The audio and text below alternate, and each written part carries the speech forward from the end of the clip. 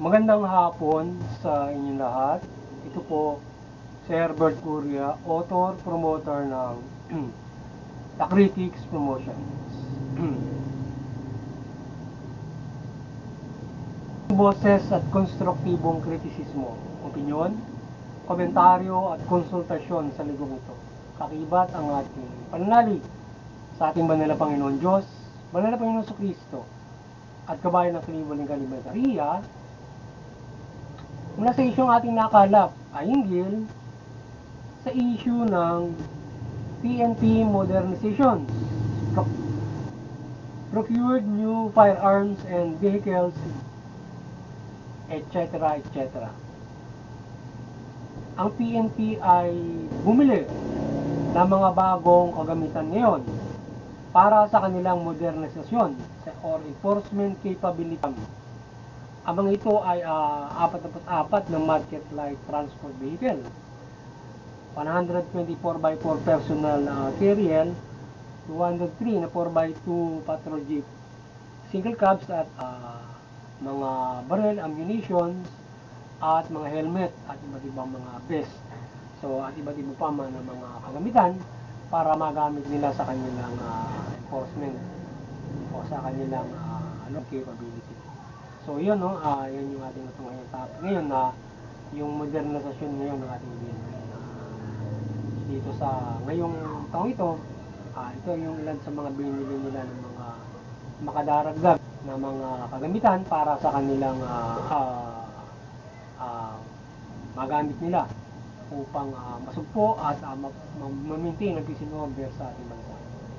At pinasasalamatan ng PNP mula kay GPNP Acorda ang ating national government sa pagsuporta nito sa ating PNP modernization program. Ating nakalap ay puspusan din ang pagsupil ng ating pamahalaan laban sa illegal firearms at or loose firearms, kung saan ay nakahuli ang CIDG ng nasa 53 loose firearms na iba't ibang kalibre at dealers nito. Samantalang ang ating DND ay nasa boses upil sa mga loose firearms at illegal gun makers or manufacturers. Yan. Ayon sa ating PNP chief ay naisip ng masupil ang mga gumagawa ng illegal na upang hindi ito makasupply ng baril sa mga private armies at iba't ibang illegal na gumagamit ng baril. Ang mga ito ay ginagamit ng sa krimen at maging sa extortion. Yun yung iba pang mga nakalap nating mga pagbabalita na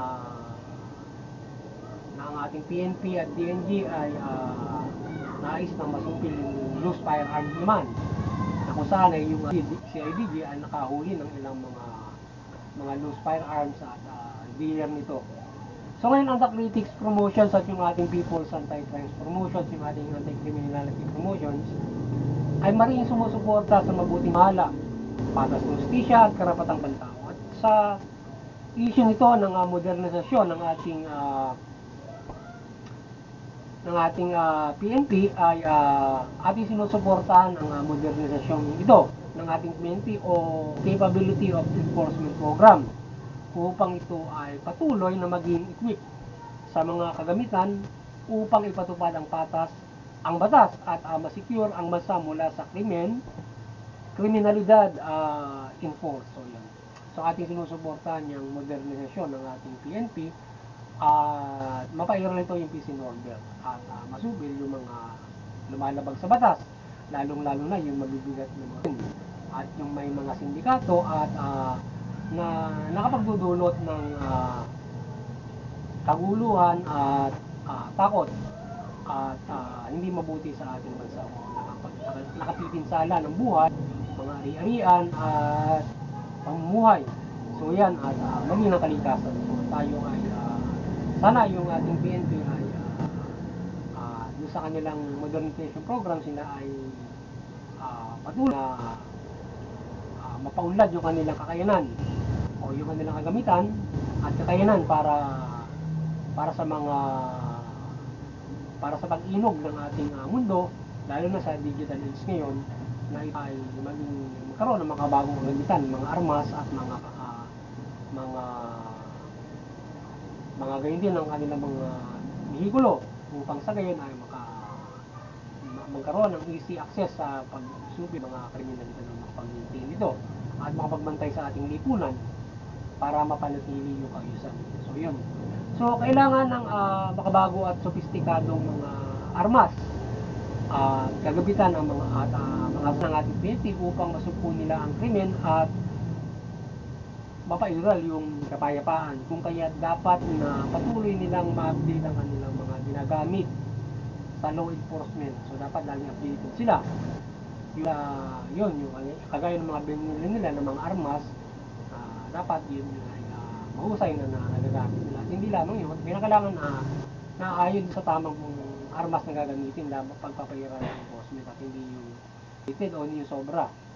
Ngayon, patuloy nilang maging yung communication equipment nila ay mahalaga na ma-modernize din nila in our new digital technology. So maliban dyan ay dapat may progress din ang ating PNP para sa mga operations nila upang sa ngayon kahit paano ay protektahan sila laban sa kriminal at enkwentro na kanilang kinaharap o naharap pagpapahiran ng peace and order. So yung bang tingin natin yan, yung kanilang ang gamit komunikasyon. Yan. Na dapat yan ay dapat sila ay very modernized dyan dahil sa para mas mabilis yung transfer of communication, yung kanilang pag-communicate sa isa't isa upang mabilis nilang malaman yung mga impormasyon kung paano nila masusupil yung isang grupo tao. Yan. Dapat mabilis ang communication at pagtanggap nila ng communication mula sa mga tao na magrereklamo, magsusumbong hindi sa mga nangyayaring krimen. So dapat yung ating digital equipment o yung ating modern yung ginagamit ng ating PNP, lalo na sa cyber, yan nga sa internet, yan, computerized, dapat yan, ang ating PNP ay mahusay dyan sa internet at i-equip sa internet sa aside from yung sa pagtawag yan, kung paano sa maraming mode of communication, pwede doon sa yung makabagong cellphone o yung landline. So ngayon, cellphone dahil handy. Pero dahil sa cellphone, merong internet. So nagagamit nila yan. At saka siyempre yung body cam yan. So madaling bagay, magandang bagay yun. Kasi yung cellphone, dapat yung police pinuprovide na ng cellphone ng ating gobyerno para gamit nila doon sa kanilang mga operasyon at mga investigasyon. Kasi naikukuha ng yung ating cellphone may camera yon, dapat equip, malaki yung data niya na pwede kuha ng video, picture, pwede kami sa investigasyon yon, record, tapos sa komunikasyon at sa internet, di ba? Nakako-communicate agad sila doon sa main nila. So maganda rin kasi kung halimbawa merong sa internet aside from body camera, ating PNP nakaka-communicate sa internet main server nila para sa komunikasyon aside from tawag o iba pang communication na ginagamit nila. So yan. Siyempre, mahalaga mayroon din silang bukas para kapag nag-operate sila kahit pa paano ay maprotektahan nila yung kanilang katawan mula doon sa mga maaaring kapag binaril sila hindi naman sila masyadong masaktan doon o sila mapinsala ng mga bala, marasanggan ng bulletproof vest. So sana ay hindi tipirin ang ating pamahalaan ng mga ganong klase ng kagamitan para sila ay may mga kagamitan. Baka naman tipirin bigyan na lang sila ng anting-anting. Hindi naman siguro ganun. Yun, dapat ay sila ay modernized na sila ay mabigyan ng kanilang mga para sila protektado in doing enforcement para masupil yung mga krimen. So kung may lumaban man, kahit pa paano hindi sila maperwisyo. At mahalaga ay lahat ng ating ipinaalala ng lubos at palagi na gamitin itong mga armas na ito at kagamitan ng moderno sa legal na enforcement. at hindi sa pang-aabuso at paglabag ng tao, kundi sa pagprotekta ng karapatan at kaayusan at kabutihan at mapairan ng katarungan. So yun. So sana yung ating PNP ay gamitin yung kanilang mga armas na binigay sa kanila ng ating pamahalaan ng taong bayan, at yung kanilang pagsasanay na ginawa nila ay gamitin nila ito sa mabuting paraan ng pagpapairal ng kanilang authority o ng enforcement, na hindi sila abuso sa kanilang tungkulin. Gagamitan nila ng dahas sa pamamagitan ng usukan.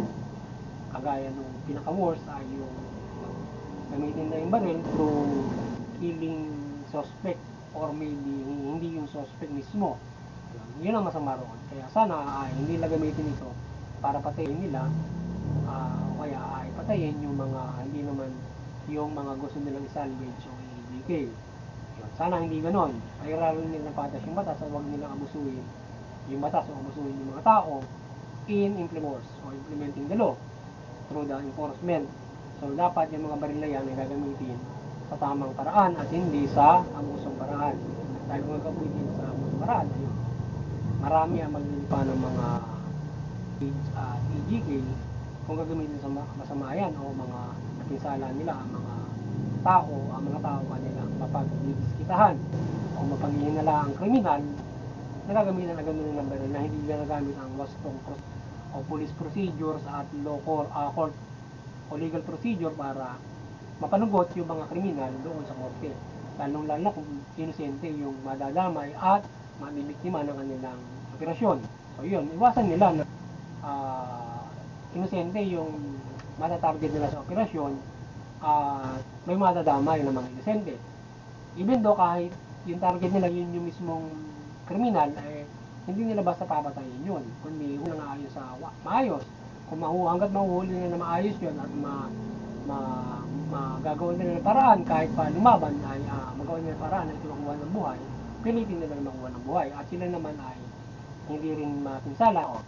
So maging accountable kung paano mag-i-exist ang isang enkwentro with the criminal o mag-resist sa kanilang paghuli o na kanilang susupiling. So dapat accountable sila na lumalaban talaga yung mga suspect. Ayan. So nagiging issue kasi sa ating pulis ngayon ay nalalaban kuno at mga tipong inagawan sila. So yun ang mabigat po. Sana maging accountable at huwag nila pag-isipan palagi na sila ay laging salvage. Yung nagawa lamang ng mga taong mga pulis na hindi na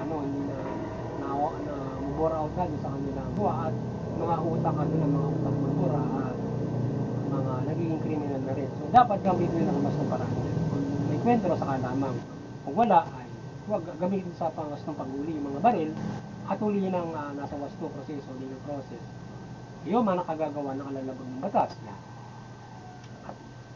At huwag maging kaisa ng mga sindikato, mga abusado para magkasit ng lagim o kayo yung gagawa ng krimen para patayin, para gawa ng krimen. O yun, iba't ibang mga kriminalidad. Ano na, sa droga, yan. So sa bagong issue, sad to say, 6 na pulis ang umabot ng nilang armas na maling na baril ang isang teenager sa isang operasyon nila. So, madali sa ang hinaharap nila ngayon sa kanilang pagkakamali at hindi masusi at maingat na matupad ng batas o ang kanilang kutukulin gamit ang makabagong baril na issue sa kanila. So, false and abusive way lead to tragic result of operations like killing or wrong subjects, or even using it in self-defense. So, ngayon, yung naging latest nun, yung 6 na special force pa naman, ginamit yung baril sa maling paghuli ng isang na kanilang suspect, civilian yun na baril, teenager pa. So, yun ang problema. Ngayon, nakakulong na sila, o parang pinaisyon na yata sila yung warrant pa pares ng korte for murder case. So, yun, maaaring nakadetain na sila. Ngayon, sana ay maging patas yung makatarungan yung paglilitis at kung sila ay talaga napatunayan na talagang mali yung kanilang akbangin na ginawa doon sa teenager, panugutan nila yon. Ngayon kung sila naman ay talagang mapatunayan ay mayroon talagang dapat gawin yun, ay ma-absueldo sila, pero mali yung kanilang naging ano, napagkat civilian, yung teenager, malino na mayroong foul play. So, sa isang man ay sinusuport, yun, malino may fault, pero dapat pa rin umiral yung, siyempre, yung paglilitis, kaya nga yung paglilitis, para malaman kung ano ang tunay na katotohanan. Kahit litag na kita ng tao doon sa mga pagbabalita na mayroong pagkakasala, pero yung pa rin yung desisyon ng korte na pairalin sapagkat hindi yung gusto na dapat nakuha. So sa isang balita na naman ay sinusunod natin ang pagsupil sa illegal guns or loose firearms at pag-manufacture nito. Dapat masupil ang pag-proliferate ng mga illegal na baril upang hindi ito magamit sa krimen at maapekta ng sino mang tao, lalo na sa kaguluhan, sa mga kaaway, etc. na gagamitin sa as political nilang mga political goons or mga sinasabing political army, mga ganon. Yan. Mga private army ng mga politiko, yan, at mga private army na kuhan, mga tipong ganon. So sana yan ang siyempre malimit gagamitin nila mga loose firearms, yung mga private army na mga gumagamit na ganyan. So siyempre bawal ang private army sa atin ngayon. Ayan. So yun, so sana ay mapaigting ang ating pamahalaan with their new modernization, yung pagpapairan ng paglaban doon sa mga illegal firearms, maging doon sa iba't ibang mga kriminalidad in general, at maging yung kanilang mga kabaro na gumagawa ng krimen ay natin na ginagamit yung armas na yan sa maling paraan o abusong pamamaraan. So muli, maliwanagan ng Banal na Santa Maria ang ating pamahalaan at mamayang Pilipino. At talimain ang balita at ang pamahalaan ay mamahala ng mabuti at makatarungan at partikular, makatarungan at patas, at ang mamamayan ay sumunod naman sa pamahalaan at iwasan ang paglabag sa batas. Sa gayon, makabumuhay tayo ng mapayapa, maunlad, maayos, may kaayusan, patas, at magaan. At higit sa lahat ay may kaligtasang spiritual kung tayo ay ayos sa buhay, ang mabuting balita at susunod tayo sa ating pamahalaan. So yun, sana ay nakapagsabuhos naman ang Tactics Promotions ng konstruktibong kritisismo, opinyon, komentaryo at konsultasyon sa ligong ito. Hinggil dito sa isyong ating tinunghayan na PNP motion sa linggo ito. Yan, magandang hapon sa inyo lahat. God bless you.